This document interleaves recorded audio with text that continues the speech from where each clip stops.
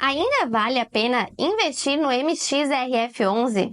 Já não está saturado? O maior fundo da Bolsa Brasileira em número de cotistas conta com mais de 1 milhão de pessoas. Isso quer dizer que de todo mundo que investe em fundos imobiliários lá na B3, 40% de todas as pessoas que investem em FIIs investem no MXRF11. Será que ainda está valendo a pena? Antes de mais nada, comenta aqui embaixo para mim qual é a tua opinião. Acha que ele está valendo a pena ou não? E tem algum outro fundo imobiliário que você acha que vale mais a pena que ele? Se tiver, comenta aqui qual que você acha que vale mais a pena, que eu quero dar uma olhadinha lá nessa tua ideia também. Nesse primeiro momento, vocês já estão vendo aí na tela, nós estamos com o MXRF11 aberto. Eu quero analisar com vocês alguns dados, algumas informações aqui dele, alguns indicadores. E depois, no segundo momento, a gente vai lá ver a minha carteira, quantas cotas eu tenho dele, quanto que eu recebi de proventos no ano passado, quanto que eu vou receber agora em 2025. E daí eu vou dar a minha opinião para vocês, se eu acredito que vale a pena ou não.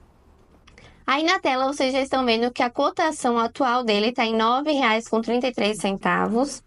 O dividend yield acumulado nos últimos 12 meses está em 12,54%. O PVP está em 0,99, praticamente ali no valor justo. Uma liquidez diária bem alta, ali de 18,86 milhões de reais. E está numa variação negativa de menos 0,85% nos últimos 12 meses. Se você do outro lado não sabe o que são esses indicadores e como analisar eles, eu já gravei vídeo sobre isso. Vou deixar o link tanto aqui embaixo quanto aqui em cima para você ir lá e conferir. Nesses vídeos eu explico em detalhes como analisar e como escolher um bom fundo imobiliário para a tua carteira. Lá você vai entender como conferir isso daqui. Voltando aqui, a gente pode descer um pouquinho para baixo e conferir o gráfico do MXRF11. A gente consegue verificar aqui no gráfico dos últimos 5 anos que ele veio tendo um crescimento bem grande ao longo dos anos e sofreu uma queda aí em 2024. Agora está voltando a se erguer. Eu acredito que é uma boa oportunidade de compra porque ele pode voltar para esse patamar que ele já estava ali de 9,60, 9,70, mais perto de R$10. Vindo aqui ainda um pouco mais para baixo, nós temos outras informações sobre ele. Falando, ele é um fundo do quê? A maioria dos FIIs, eles são de papel ou de tijolo. No caso do MXRF11, ele é um fundo imobiliário de papel, mas ele é um pouco diferente dos demais. Qual que é essa principal diferença? Geralmente, um fundo imobiliário de papel, ele possui papéis, dívidas, etc., ligadas ao setor imobiliário. Ele não possui imóveis físicos. Os imóveis físicos, quem possui são os FIIs de tijolo. Eles que vão ter a sala comercial, vão ter o galpão, vão ter o prédio. Os de papel não possuem imóveis, mas como o MXRF11, isso é um pouco diferente. Apesar de ele ser um FII de papel e a maior parte do portfólio dele ser relacionado a papéis e dívidas, ele tem ainda 3 imóveis no portfólio dele. A gente vai depois descer mais para baixo, vai ver ali quais são esses imóveis, mas quando eles têm imóveis, existe essa questão aqui da vacância. O que é a vacância? A vacância é quando um fundo imobiliário que tem imóveis tem algum imóvel vago. Vacância vem de ele estar vago, estar vazio, que não está alocado. No caso dele, como a vacância está em 0, é muito bom porque significa que todos os imóveis do portfólio dele estão locados. Outra informação que traz aqui pra gente é com relação à taxa de administração, que é de 0,90%. Eu considero uma taxa boa, porque tem fundos imobiliários que chegam a cobrar até 2% aí de taxa de administração. Então, 0,90% eu considero uma boa taxa, ali uma taxa justa de ser cobrada. Aqui nós temos o número de cotistas, galera. Falei para vocês que era mais de 1 milhão. Se a gente olhar aqui, é 1.244.446 cotistas que tem esse FII aí na carteira no dia de hoje que eu estou gravando esse vídeo. Uma outra coisa que eu acho extremamente importante de salientar com relação a ele ser um FII de papel é que nós estamos com a taxa Selic nas alturas. Quem me acompanha aqui já sabe, quem não me acompanha já deve ter visto no jornal também falando. A nossa taxa Selic está extremamente alta. Pode ser que continue ao longo de 2025 subindo ainda, e isso afeta negativamente os fundos imobiliários. Geralmente eles caem quando a taxa Selic sobe muito. Só que os FIIs de papel, como eles recebem de dinheiro de dívidas, né? Geralmente, muitas dívidas são indexadas justamente à CDI ou à taxa Selic de alguma forma, seja direta ou indiretamente. O que isso quer dizer de uma maneira fácil de entender? Quer dizer que ele vai estar recebendo indexado a essa taxa. Se essa taxa Selic está alta, ele vai receber mais de juros. Então, geralmente, os fundos de papel tendem a se manter um pouco mais valorizados, um pouco mais estáveis nesses momentos em que a Selic está alta, se comparados aos fundos de tijolo. Aliás, eu não sei se você sabia dessa informação. Eu acredito que só ela já vale o teu like, né? Se tu chegou até aqui e não deixou o like ainda, criatura, deixa o like nesse vídeo e se inscreve aqui embaixo, ativa o sininho de notificações para não perder nenhum dos próximos vídeos. Agora, vindo aqui mais para baixo, como eu comentei com vocês, aqui a gente tem o gráfico de dividendos, olha só. A gente consegue ver por percentual, se vocês verificarem aqui nos últimos 2 meses, ele está pagando mais do que 1% ao mês, o que é muito bom e interessante. Ele está pagando 1,7%. Nos últimos 3 meses ele pagou um pouquinho menos, né, nos meses anteriores a isso, mas a média dele é sempre bem próxima de 1% ou até superior, como vocês estão vendo aí no gráfico, o que é muito bom. Vindo aqui mais para baixo, a gente consegue ver isso em centavos, em dinheiro, em reais, quanto que ele paga por cota para quanto que ele paga para cada investidor por cota, né, gente? No mês anterior, no mês de novembro e dezembro, ele pagou 10 centavos, ou seja, os dividendos que nós vamos receber agora em janeiro são referentes a 10 centavos por cota. Antes disso, ele teve esses 3 meses que pagou 9, mas em média é isso que eu mostrei para vocês. Ele é bem fiel, ele é bem estável nesses pagamentos de dividendos, ó. Ele passou desde janeiro até julho de 2024 pagando 10 centavos. Anteriormente chegou a pagar 11 centavos. Então ele está pagando muito bem aí para um FII de base 10. Vindo aqui, mais para baixo, tudo para baixo aqui, a gente consegue ver o que eu prometi para vocês, a lista de imóveis, galera. Ele tem 3 imóveis no portfólio dele, são todos localizados em São Paulo. Se fosse um fundo imobiliário de tijolo, eu ia dizer, nossa, isso é um ponto negativo, porque estão todos no mesmo estado.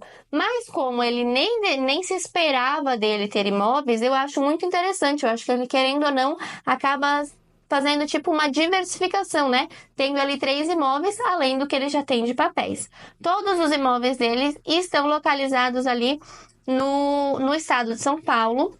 Um dos imóveis tem 317 metros quadrados, o outro 303 metros quadrados e o menorzinho 145 metros quadrados. Agora chegou a hora de nós abrirmos a minha carteira, como eu falei para vocês. Vamos clicar aqui em abrir a minha carteira e vamos conferir quantas cotas que eu tenho dele na carteira hoje. Aí, ó, abrindo os FIIs, a gente consegue ver que nesse momento que eu gravo o vídeo, eu tenho 110 cotas dele. Inclusive, na minha carteira, ele tá um pouquinho em queda, né, gente? Eu tô com cerca de R$ 1.000 ali investido nele, nessas 110 cotas. O meu preço médio está em R$ 9,71 e o preço atual está em R$ 9,33. Uma queda de quase 4%. Acho uma baita oportunidade de compra, vou comprar mais e vou ir baixando meu preço médio, porque, na minha opinião, por enquanto está valendo a pena. Agora vamos lá conferir os proventos. Vindo aqui para cima, na aba proventos, eu consigo filtrar aqui pelo MXRF11. Cadê ele? Vamos encontrar aqui. Clicando aqui, a gente consegue ver todo o histórico de dividendos que eu já recebi do MXRF11. Lá atrás, quando eu adquiri ele para minha carteira, no primeiro mês eu recebi 90 centavos, no outro mês 90 centavos. Depois disso eu fui aportando mais, aumentando os meus aportes, foi gerando a evolução aqui que vocês estão vendo, vai crescendo a escadinha dos proventos. No próximo mês, R$1,44, R$3,60, etc, etc. Mas vamos vir aqui para baixo que vocês conseguem conferir pelo número de cotas. Eu acho mais interessante, vocês podem printar a tela aí se quiserem, para conferir depois com calma quantas cotas vocês vão comprar, etc. Se planejar, né? Com 9 cotas dele, ele pagou 10 centavos por cota, recebi 90 centavos. Com 16 cotas dele, ele estava pagando nesse momento 9 centavos por cota, recebi R$1,44. Lembrando, galera, que aqui tanto o valor bruto quanto o valor líquido são iguais, justamente porque os fundos imobiliários são isentos de imposto. Então, o valor que eles pagam, a gente recebe ele limpinho, sem nenhum desconto. O único custo nosso é aquela taxa de administração lá, que a gente viu lá no começo, que eu considero baixa, e ela já está descontada antes de eles fazerem o cálculo ali para distribuir os dividendos. No próximo mês aqui, ele pagou ainda 9 centavos, mas eu consegui aumentar para 40 cotas, e com 40 cotas eu recebi R$3,60. Gente, pode parecer pouco no início, quando a gente olha assim, mas 40 cotas me geram esse R$3,60, tipo, para sempre. Eu não preciso. Se eu parasse de investir, digamos assim, eu receberia, se eu tivesse só 40 cotas e não comprasse mais nenhuma, eu estaria recebendo todos os meses R$3,60 fixo, digamos assim, ali. Então, não é tão pouco quanto parece, porque tem esse benefício da periodicidade, de todos os meses a gente receber, como se fosse um aluguel fixo. E a gente não precisa se preocupar com inquilino, com alugar um espaço, etc. Esse é um dos maiores benefícios que os fundos imobiliários nos trazem, né? Paramos aqui nas 40 cotas, recebi R$3,60. Com 70 cotas, eu recebi R$6,30, ainda ele pagando 9 centavos. Passou esses 3 meses ali que ele pagou 9 centavos, ele já voltou a pagar 10, já conseguiu se recuperar ali e pagar 10 centavos novamente. E daí, com 100 cotas, ele pagando 10 centavos, eu recebi R$10. E agora vai pingar na minha conta dia 14 de janeiro de 2025, referente a 110 cotas que eu tenho na carteira dele agora, 10 centavos cada cota, um total de R$11.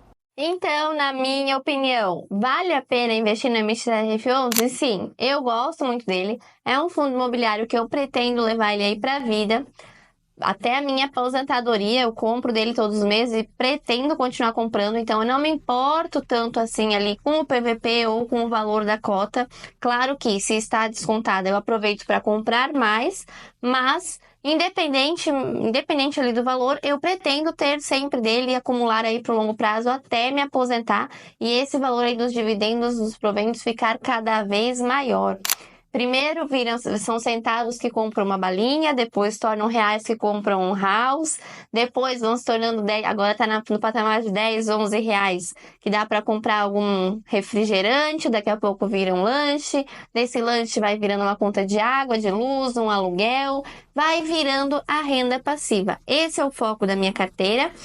Justamente na minha velhice viver de renda passiva, porque se eu for aguardar pela aposentadoria pelo INSS, só Deus sabe quando que eu vou conseguir me aposentar, e ainda que eu chegue lá e consiga uma aposentadoria pelo INSS, não é o valor de um salário mínimo que cobre os meus custos de vida, né? E até lá os custos de vida talvez estejam ainda maiores. Eu agradeço você que me acompanhou até aqui e a gente se vê no próximo vídeo.